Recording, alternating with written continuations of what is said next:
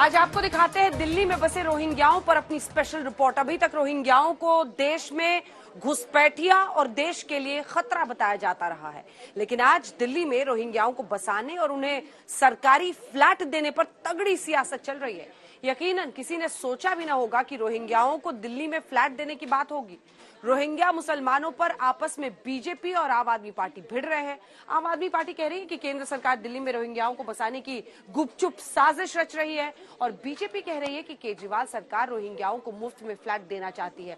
अब सच कौन बोल रहा है और झूठ कौन बोल रहा है, लेकिन इन सब के बीच सवाल ये कि रोहिंग्याओं पर इतनी दया दृष्टि दिखाने की बात आखिर शुरू कैसे हुई।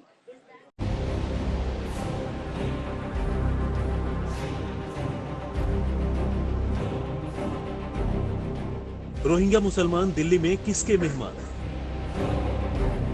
इस सवाल के साथ दिल्ली में एक नई जंग की शुरुआत हुई है और जंग छिड़ी है केंद्र सरकार और दिल्ली सरकार के बीच।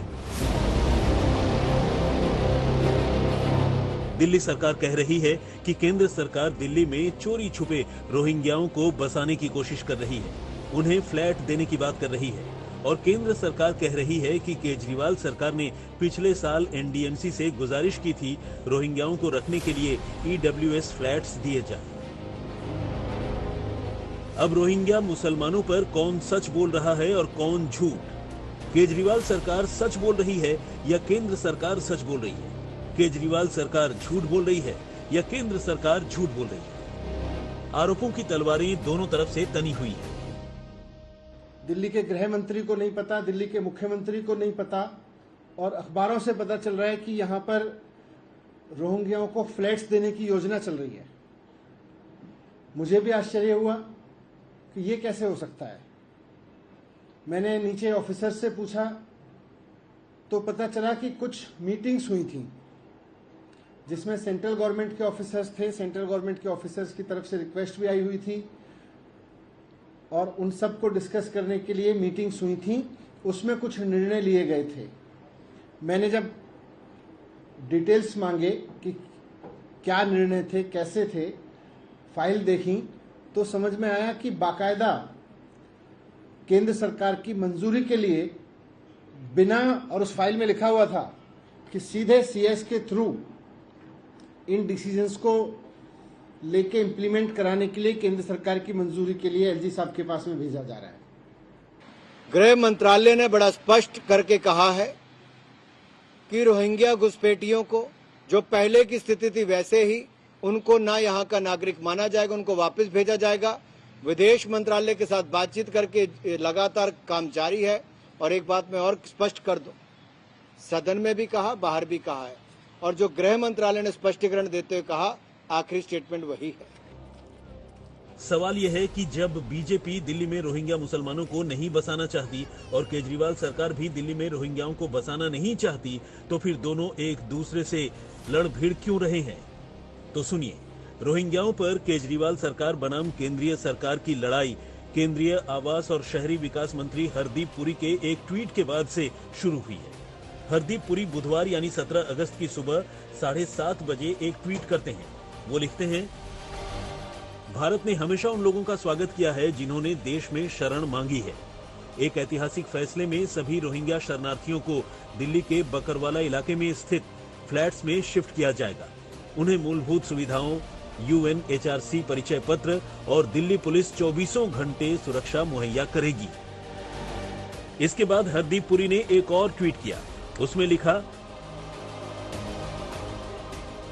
कि जो लोग भारत की रिफ्यूजी पॉलिसी के खिलाफ झूठी अफवाह फैलाने का काम करते हैं और इसे सीएए से जोड़ते हैं, उन्हें अब निराशा मिलेगी। भारत संयुक्त राष्ट्र के रिफ्यूजी कन्वेंशन 1951 को मानता है और रंग, धर्म और जाति के बिना जिसे भी जरूरत है उसे शरण देता है। हरदीप पुरी के इन बैक टू बैक 2 ट्वीट से हर किसी का हैरान होना और चौंकना लाजमी था, क्योंकि जो केंद्र सरकार कह रही थी कि रोहिंग्या मुसलमानों को कभी स्वीकार नहीं किया जाएगा, उसका अचानक से हृदय परिवर्तन कैसे हो गया? रोहिंग्या को कभी भी स्वीकार नहीं किया जाएगा। मैं आज फिर से सबसे पहले तो केंद्रीय मंत्री हरदीप पुरी के ट्वीट पर हिंदूवादी संगठन भड़कने लगते हैं। छत देने की बात की गई है। मैं इस सरकार को उनके गृह मंत्री श्री अमित शाह ने 10 दिसंबर 2020 को संसद में दी गई घोषणा को याद कराना चाहता हूं। उन्होंने घोषणा की थी और देश वालों से वायदा किया था कि रोहिंग्यास को कभी भी स्वीकार नहीं किया जाएगा। सुप्रीम कोर्ट में जब ये मामला चल रहा था और कुछ लोग बात कर रहे थे शरणार्थियों के अधिकारों की, तब भी भारत सरकार ने एफिडेविट दिया और कहा कि रोहिंग्या ये शरणार्थी नहीं है, ये घुसपैठिए हैं, इनको देश से बाहर जाना चाहिए। शरणार्थी हिंदू दुर्दशा में रहें और रोहिंग्या घुसपैठियों को मकान मिले, ये स्थिति स्वीकार्य नहीं है। इसके फौरन बाद केजरीवाल सरकार ने केंद्रीय मंत्री के लफ्जों को लपक लिया। अगर ये स्टैंड केंद्र सरकार के कुछ लोगों ने, और जिसकी पुष्टि इस बात से भी होती है कि हरदीप सिंह पुरी जी ने बाकायदा उसको अपलोड करते हुए ट्वीट किया था, केंद्रीय आवास मंत्री हैं वो, और अगर दिल्ली में आवास दिए जा रहे हैं और केंद्रीय आवास मंत्री उसको अपलोड करके कह रहे हैं केंद्र की ये शानदार योजना है, और केंद्र सरकार के अफसर और दिल्ली सरकार के अफसर मीटिंग करके और दिल्ली पुलिस के ऑफिसर मीटिंग करके कुछ डिसीजन ले रहे हैं और फिर उनको बिना चुनी हुई सरकार को दिखाए एलजी के अप्रूवल के लिए भेज रहे हैं, तो फिर ये करा कौन रहा है? अगर केंद्र सरकार इसके खिलाफ है तो फिर कौन करा रहा है? दिल्ली सरकार से छिपा के किया जा रहा है, चुनी सी हुई सरकार से छिपा के किया जा रहा है, तो करा कौन रहा है? केंद्रीय मंत्री जी इसकी तारीफ कर रहे हैं, तो फिर करा कौन रहा है? सबसे पहले तो ये समझने की जरूरत है कि हरदीप पुरी ने ऐसा किसके कहने पर बोला। बताया जा रहा है कि दिल्ली के मुख्य सचिव की अध्यक्षता में हुए बैठक में यह निर्णय लिया गया। दिल्ली पुलिस और गृह मंत्रालय के अधिकारी भी इस बैठक में शामिल हुए, जिसमें कहा गया कि 1100 रोहिंग्या लोगों को बक्करवाल गांव में आर्थिक रूप से कमजोर वर्ग के लिए बने 250 फ्लैट्स में शिफ्ट किया जाएगा। केजरीवाल सरकार ने इसे फौरन मुद्दा बना लिया, लेकिन तुरंत ही गृह मंत्रालय की तरफ से बयान जारी कर दिया गया कि रोहिंग्याओं को फ्लैट्स में रखने का कोई निर्देश नहीं दिया गया है। अब केजरीवाल सरकार ने गृह मंत्रालय को चिट्ठी लिखकर सवाल पूछा है। दिल्ली सरकार ने पूछा कि रोहिंग्याओं पर केंद्र अपना रुख स्पष्ट करे। अगर केंद्र सरकार भी ये स्टैंड नहीं ले रही है तो रोहिंग्याओं को बसाने के आदेश कहां से आ रहे थे? मुझे लगा कि पूरी तरह से दिल्ली की चुनी हुई सरकार से छिपा के, दिल्ली के मुख्यमंत्री से छिपा के, दिल्ली के गृह मंत्री से छिपा के ये साजिश क्यों की जा रही है। इस पर जब मैंने भी बयान दिया, अपना स्टेटमेंट दिया, तो उसके बाद केंद्र सरकार फिर थोड़ा बैकफुट पे आके केंद्रीय गृह मंत्रालय ने एक बयान जारी किया कि नहीं साहब, हमारा स्टैंड तो ये है। अब सवाल उठता है कि अगर केंद्र सरकार का स्टैंड ये है और दिल्ली सरकार बार बार अपना रुख साफ कर चुकी है कि किसी भी तरह के अवैध प्रवास को, रोहिंग्याओं के किसी भी तरह के प्रवास को दिल्ली सरकार दिल्ली की सुरक्षा के लिए, देश की सुरक्षा के लिए खतरा मानती है, वैसे में उनको फ्लैट देने की किसी योजना का तो सवाल ही नहीं उठता। केंद्र सरकार का गृह मंत्रालय कह रहा है कि हम नहीं कर रहे, फिर ये कर कौन रहा था? घुसपैठिए के रूप में ही गिने जाएंगे। उनको वापस भेजने की बात विदेश मंत्रालय के माध्यम से संबंधित देशों से की जा रही है और दिल्ली सरकार को डिटेंशन सेंटर बनाने के लिए कहा गया था, स्थान तय करने के लिए कहा गया था, लेकिन दिल्ली की सरकार ने पिछले 1-2 सालों में वो भी काम करने का काम नहीं किया है। ऐसी कौन सी मजबूरी है अरविंद केजरीवाल जी की कि डिटेंशन सेंटर वो नहीं तय कर पाए? ऐसी कौन सी मजबूरी अरविंद केजरीवाल जी की कि वो मुफ्त में राशन, दाल, पानी, चावल से लेकर बिजली से लेकर अब घर देने तक का काम रोहिंग्या मुसलमान के लिए करने की बात कर रहे हैं? अब बीजेपी ने भी केजरीवाल सरकार पर चढ़ाई कर दी है और एक लेटर दिखा रही है जिसमें दावा किया जा रहा है कि 23 जून 2021 को एनडीएमसी को ये लेटर भेजा गया था, जिसमें केजरीवाल सरकार ने बक्करवाल में मौजूद 250 ईडब्ल्यूएस फ्लैट्स में रोहिंग्याओं को शरण देने की बात कही थी। क्या लिखा है? Government of national capital territory of Delhi. ये दिल्ली की सरकार के द्वारा, होम डिपार्टमेंट के द्वारा ये पत्र लिखा गया। होम डिपार्टमेंट दिल्ली सरकार का किसके पास है? अभी दिल्ली के उप मुख्यमंत्री मनीष सिसोदिया जी इसके मंत्री हैं। क्या वो बताएंगे कि क्या इस डिपार्टमेंट के मंत्री मनीष सिसोदिया नहीं है? और जब मनीष सिसोदिया इस डिपार्टमेंट के मंत्री हैं तो जो भी पत्र लिखे जाते हैं, जो भी डिमांड की जाती है, वो उनकी कंसेंट से की जाती है। और जिस तरह की आम आदमी पार्टी के लोग बात कर रहे हैं, अभी जब उत्तर प्रदेश की योगी सरकार ने दिल्ली के सटी हुई जो इरिगेशन लैंड, उस पर रोहिंग्या घुसपैठियों को जब हटाया था, तो इन्हीं के विधायक, इन्हीं की सरकार ने 10,000 लोगों को पीडब्ल्यूडी की सरकारी जमीन पर बसाया था। और न सिर्फ बसाया था, उनको जगह भी दी, उनको पानी भी दिया, उनको बिजली भी दी, उनके बच्चों के एडमिशन भी कराए। भारतीय जनता पार्टी को सुप्रीम कोर्ट द्वारा यह आदेश दिया गया है केंद्र सरकार द्वारा कि आप इन सब लोगों को डिपोर्ट करिए, मगर कोई डिपोर्टेशन नहीं हो रहा। केंद्र सरकार ने तो 8 साल पहले कहा था कि इनको डिपोर्ट करेंगे, अभी तक डिपोर्ट नहीं किया गया। 2017 में किरण रिजिजू कह रहे हैं कि 40,000 रोहिंग्या हैं, और मैं अभी आपको आदेश गुप्ता का वीडियो दिखाऊंगा, उसके अंदर वो कह रहे हैं 5 लाख रोहिंग्या हैं। 40,000 से 5 लाख हो गए रोहिंग्या, और केंद्र सरकार देखती रह गई। केंद्र सरकार ने तो रोहिंग्याओं पर सफाई देकर अपना रुख साफ कर दिया है कि वो किसी भी कीमत पर रोहिंग्याओं को अपनाने के लिए तैयार नहीं है। लेकिन बीजेपी ये सवाल भी पूछ रही है कि केजरीवाल सरकार जिन रोहिंग्याओं पर आज बवाल काट रही है, तो पिछले दिनों उनके विधायक क्यों रोहिंग्याओं को राशन पानी बांट रहे थे? रोहिंग्याओं को आखिर कौन बसाना चाहता है? आज तक ब्यूरो। और अब आपको दिखाते हैं आखिर रोहिंग्या संकट है क्या। भारत के पास आज की तारीख में घुसपैठ कर रहे करीब 40,000 रोहिंग्याओं को वापस भेजने के क्या विकल्प मौजूद हैं?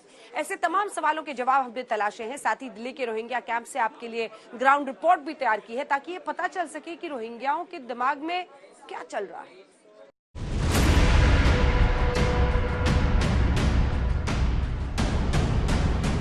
दिल्ली के मुख्यमंत्री से छिपा के, दिल्ली के गृह मंत्री से छिपा के ये साजिश क्यों की जा रही है? बिजली से लेकर अब घर देने तक का काम रोहिंग्या मुसलमान के लिए करने की बात कर, क्यों ये ईडब्ल्यूएस फ्लैट देने की बात अरविंद केजरीवाल जी और उनकी सरकार ने कही और उनके नीचे के अधिकारियों ने बात कही।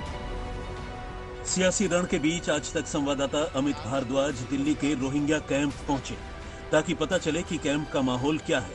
क्या रोहिंग्या अपने मुल्क में वापस लौटने को तैयार हैं? कैंप में हमारी मुलाकात मरियम से हुई।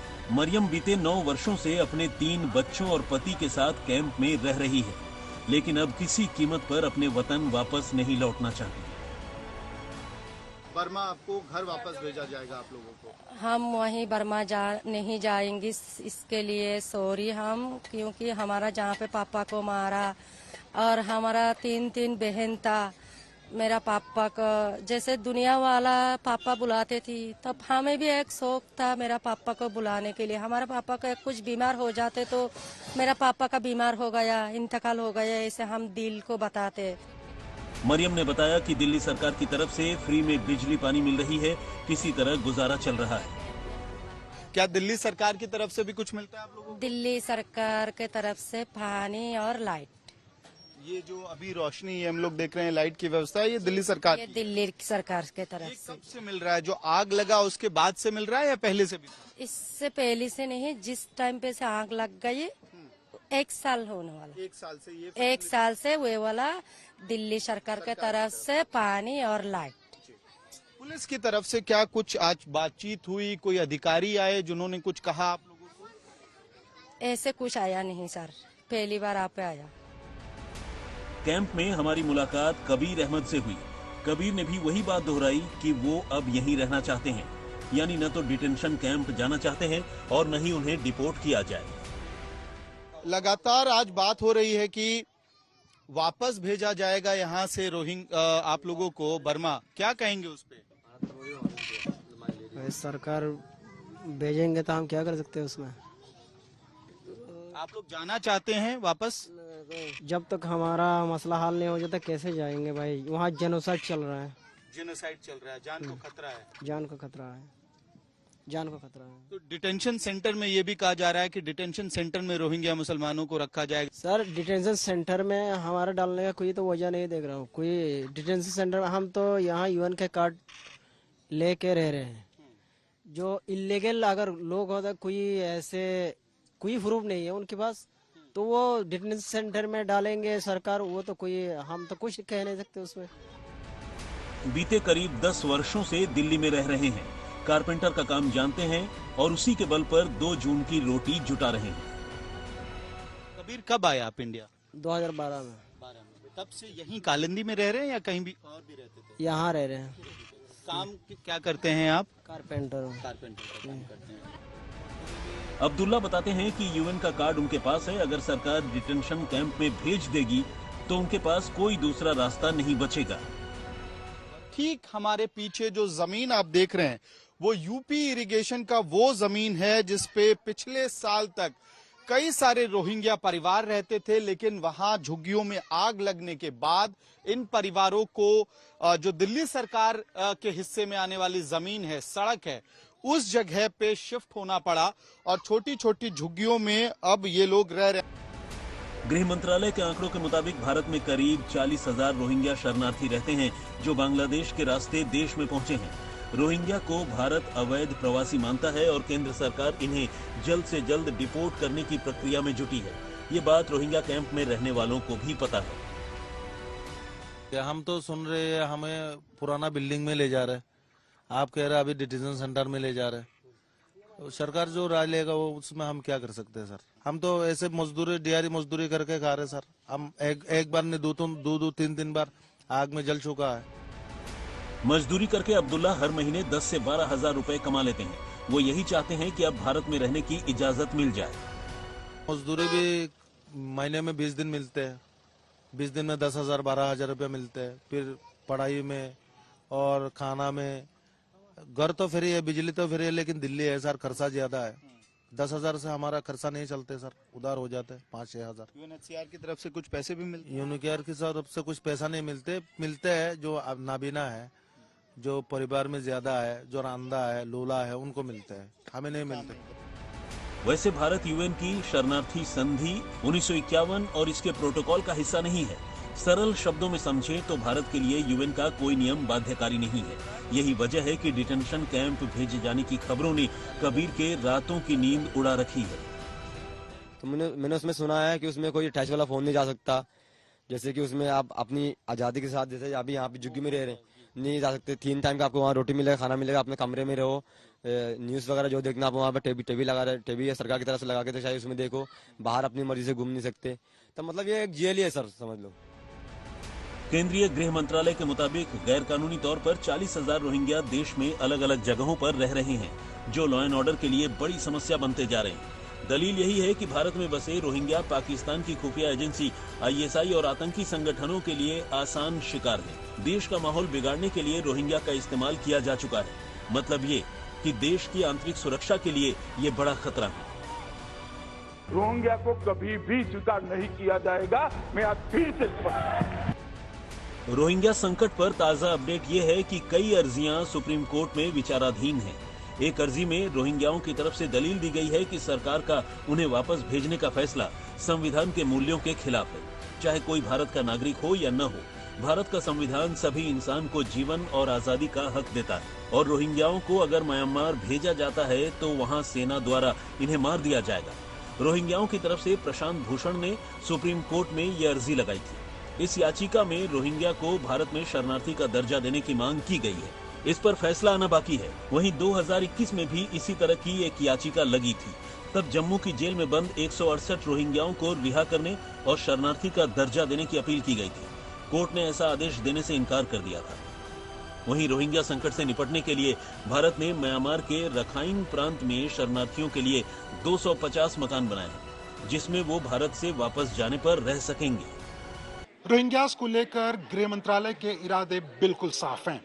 सूत्रों की माने तो केंद्रीय गृह मंत्रालय लगातार विदेश मंत्रालय के संपर्क में है ताकि दिल्ली में गैरकानूनी रूप से रह रहे रोहिंग्यास को जल्दी से जल्दी हिंदुस्तान से डिपोर्ट किया जा सके। मुनीश पांडे, दिल्ली, आज तक।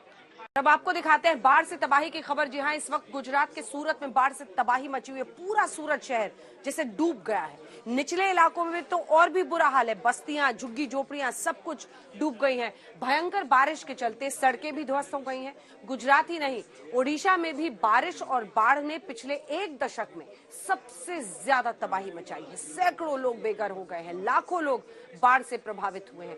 आइए देखते हैं ये स्पेशल रिपोर्ट। सूरत में सैलाब ही सैलाब, घर बार, सड़कें, गांव भी बाढ़ में डूबे। ये गुजरात के सूरत शहर की तस्वीरें हैं। हर तरफ जहां भी नजर डालिए पूरा सूरत डूबा हुआ नजर आता है। घर, सड़कें, पेट्रोल पंप सब पानी में, गाड़ियां पानी में चल रही हैं, कॉलोनियां पानी में डूबी हुई हैं। पूरे सूरत में सैलाब ही सैलाब है। अभी आपने सूरत शहर की ड्रोन कैमरे से ली गई तस्वीरें देखी। अब आपको ग्राउंड पर लिए चलते हैं और सूरत में बाढ़ से बदतर होते हालात की एक एक तस्वीर दिखाते हैं। ये देखिए कैसे रिहायशी इलाके पानी में डूबे हुए हैं। लोग झुग्गी झोपड़ियों में फंसे हुए हैं और मदद का इंतजार कर रहे हैं। और जब रिपोर्टर इनके पास पहुंचते हैं तो ये अपनी तकलीफों को बयान करते हैं। 48 घंटा हो गया। कैसी तकलीफ हो रही है? तकलीफ तो आप खुद ही देख रहे हो कैसी तकलीफ हो रही है। इसमें कैसे गुजारा होता है हम लोगों का, क्योंकि हम लोगों को बहुत तकलीफ होता है। पानी इतना आता है ना कि सब लोग घर में घुस जाता है पानी। देखो आप देख रहे हो कैसा, देखो देखो एक बार ऐसे बच्चा है, हमको मालूम है यही साल में सेट मराया है कि हर 10 साल में पानी आ रहा है तो हम हर घर में जाते तो तब सबको तकलीफ हो रहा है। तो इसके लिए सेट मारे, अब डबल पे रह रहे, फिर भी हम लोगों को तकलीफ हो रहा है, खाने का तकलीफ हो रहा है, मुसीबत सब कुछ मुसीबत और है। जो लेके आता है वो उधर ही देके चला जाता है, इधर कोई नहीं आता है देने फिर के भी लिए। हमको अभी है ना 2 साल से हमको बहुत तकलीफ पड़ रहा है सर। पहले है ना नगर पालिका में था तो हमको जरा सहारा मिल जाता था, थोड़ा बहुत खर्चा फिर्चा भी खर्चे बच्चों के लिए राहत मिलता था सर। अभी कुछ नहीं मिल पा रहा है हमें। अब सोसाइटी से रेस्क्यू ऑपरेशन की ये तस्वीरें भी देखिए। लोगों को बोट में बिठाकर सुरक्षित स्थानों पर ले जाया जा रहा है। सूरत के निचले इलाकों की तस्वीरें भी देखिए। सैलाब ही सैलाब है, बस्तियों में नदी बह रही है। और ये देखिए कैसे बाढ़ ग्रस्त इलाकों से लोग ट्रैक्टर पर सवार होकर जा रहे हैं। ट्रैक्टर भी आधा पानी में डूबा हुआ है। सूरत में इतनी भयंकर बारिश हो रही है कि सूरत शहर और ओलपाड इलाके को जोड़ने वाली सड़क पूरी तरह धंस गई है। तेजी से ब्रिज पर मरम्मत का काम किया जा रहा है। पिछले कई दिनों से दक्षिण गुजरात में हो रही मूसलाधार बारिश के चलते नदियां उफान पर हैं और अब तो बाढ़ का पानी रिहायशी इलाकों में घुस चुका है। क्या शहर क्या गांव, सब जगह पानी ही पानी नजर आ रहा है। बलेश्वर गांव से तकरीबन 100 परिवारों को सुरक्षित स्कूलों में शिफ्ट किया गया है। गुजरात के करीब 50 बांध पूरी तरह लबालब हैं। चर्चित सरदार सरोवर नर्मदा बांध करीब 86% पानी से भर गया है। सूरत से राजस्थान जा रही एक बस पानी में फंस गई। बस में सवार 20 यात्रियों का रेस्क्यू किया गया। ओडिशा में भी पानी ही पानी। ओडिशा में बाढ़ ने मचाई तबाही। और ये तस्वीरें देखिए कैसे ओडिशा में सैलाब ही सैलाब है। जहां तक नजर जाती है पूरा का पूरा इलाका डूबा हुआ नजर आता है। ओडिशा में बाढ़ के हालात बिगड़ते जा रहे हैं। बीते एक दशक में इसे ओडिशा में आई सबसे भयंकर बाढ़ बताया जा रहा है। भारी बारिश के चलते इस संकट ने ओडिशा में करीब 5 लाख लोगों को प्रभावित किया है। राज्य के अधिकारियों का कहना है कि इनमें से आधे बेघर हो गए। खबरों के मुताबिक ओडिशा के 10 जिलों में 1700 से ज्यादा गाँवों पर बाढ़ का बुरा असर देखा जा रहा है। मुख्यमंत्री नवीन पटनायक ने इन जगहों का हवाई दौरा करने की बात कही। ओडिशा के 10 जिलों में 1757 गाँवों में 4,67,000 लोग अभी तक पानी से प्रभावित हुए हैं। बाढ़ से निकालकर 60,000 से अधिक लोगों को सुरक्षित जगहों पर पहुंचाया गया है। सूरत से संजय सिंह राठौड़ के साथ मोहम्मद सुफियान, भुवनेश्वर, आज तक। इसी के साथ स्पेशल रिपोर्ट में न्यूज रूम से इतना ही। देश दुनिया की बाकी खबरों के लिए आप देखते रहिए आज तक। आज तक HD, सबसे तेज, सबसे